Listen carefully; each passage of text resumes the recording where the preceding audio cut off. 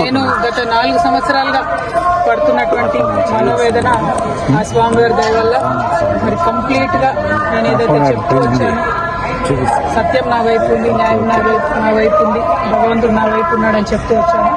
అదే నిజమని రుజువు చేస్తూ కంప్లీట్ గా కోర్టులో మరి క్లీన్ చీట్ రావడంతో స్వామివారికి కాలినడకన వచ్చి మొక్కు చెల్లించుకుంటానని అనుకున్నాను. దానికోసం ఇవాళ ఇక్కడికి రావడం జరిగింది.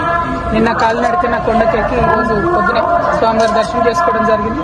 మరి అదేవిధంగా రాబోయే రోజులలో తెలంగాణ రాష్ట్రంలో తెలంగాణ ప్రజల పక్షాన తెలంగాణ ఇంటి పార్టీగా పనిచేయడానికి ఫ్యూచర్లో పొలిటికల్ పార్టీని కూడా పెట్టబోతా ఉన్నాము.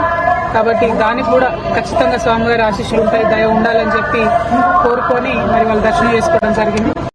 నేను ఎప్పుడు తిరుమలకు వచ్చినా ఒకటే కోరుకుంటాను, తెలంగాణ రాష్ట్రం బాగుండాలి, తెలంగాణ ప్రజలు బాగుండాలి, ఆంధ్ర రాష్ట్రం బాగుండాలి, ఆంధ్ర ప్రజలు బాగుండాలి.